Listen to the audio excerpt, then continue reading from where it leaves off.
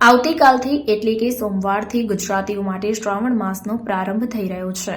શ્રાવણ માસ એટલે કે મહાદેવની આરાધનાનો મહિનો. એવામાં આ પવિત્ર શ્રાવણ માસ પૂર્વે અમદાવાદ શહેરમાં કાવડ યાત્રા યોજાઈ હતી, જેમાં અમદાવાદથી ગાંધીનગરના અમરનાથ ધામ સુધી આ કાવડ યાત્રાનું આયોજન કરવામાં આવે છે.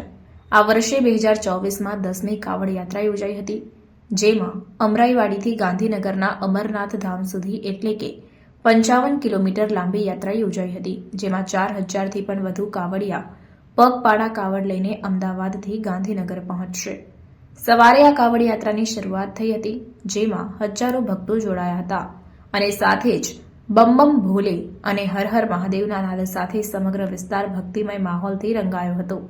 અમદાવાદ શહેરના અમરાઈવાડી વિસ્તારમાંથી ગાંધીનગર ખાતે આવેલા અમરનાથ ધામ સુધીની 55 કિલોમીટર લાંબી કાવડ યાત્રામાં તમામ કાવડિયા ભગવા રંગના વસ્ત્રો ધારણ કરીને પદયાત્રા કરીને ગાંધીનગર પહોંચશે, જેમાં વિશ્વ કલ્યાણ સંસ્થા અમરનાથ અને જય અંબે કાવડ પદયાત્રાના સંયોજનથી આ યાત્રાનું આયોજન કરવામાં આવે છે. આ વર્ષે 10મી કાવડ યાત્રાનું આયોજન કરવામાં આવ્યું છે, જેની શરૂઆતમાં સવારે તમામ 4000 જેટલા કાવડ યાત્રી પર ડ્રોન મારફતે 25 કિલો કરતાં પણ વધુ ફૂલોથી વર્ષા કરવામાં આવી હતી.